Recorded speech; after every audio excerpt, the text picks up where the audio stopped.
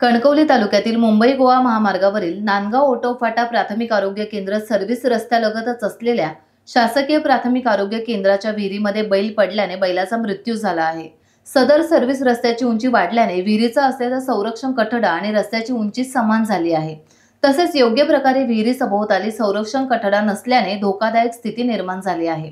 बाजूला शेती असल्याने शेतीमध्ये चरायला आलेली गुरे सरळ त्या वाटेने येतात आणि या विहिरीमध्ये पडतात। याआधी 2 वेळा कुत्रे पडले होते, तसेच वासरू आणि बोकडही या विहिरीमध्ये पडले होते। मात्र वासरू आणि बोकड पडल्यानंतर तातडीने त्याला बाहेर काढल्याने त्या मुक्या जनावरांना जीवदान मिळाले होते। मात्र आज बैल पडल्यानंतर कोणास न समजल्याने त्याचा मृत्यू झाला आहे। तरी संबंधित विभाग सभोवताली संरक्षण कठडा करण्यासाठी तातडीने लक्ष देईल का, असा प्रश्न नागरिकांमधून केला जात आहे।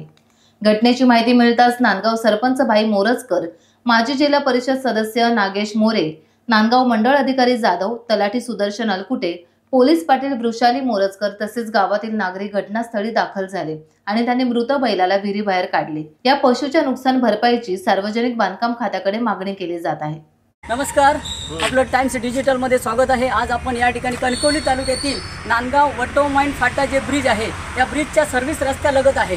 सर्व्हिस रस्त्यालगत आपण पाहू शकता नांदगाव आरोग्य केंद्राची या ठिकाणी विहीर आहे आणि विहीर अगदी ती सर्व्हिस रस्त्याच्या लगत आहे। म्हणजे माझ्या मते जवळपास इथे गटर सुद्धा नाही आहे, एकदम रस्त्याच्या कडेला विहीर असून याच विहिरीमध्ये त्या ठिकाणी होऊन एक पाडा आतमध्ये विहिरीमध्ये पडून तो मृत्युमुखी पडलेला आहे। आणि अशी हे संबंधित विभाग किती अपघात होण्याची वाट पाहणार आहे असा संतप्त सवाल येथील उपस्थित ग्रामस्थ करत आहेत। त्यामुळे त्वरित या विहिरीचा फैसला व्हावा अशी सर्वसामान्य माणसाची मागणी असून नांदगाव आरोग्य केंद्राची नांदगाव ऑटोमाइन फाटा हे सर्व्हिस रस्त्यालगतच विहीर असल्याने हा धोकादायक स्थिती सध्या निर्माण झालेली आहे। ऋषिकेश मोरजकर, टाइम डिजिटलसाठी नांदगाव।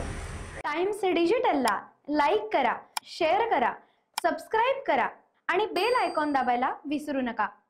Times digital.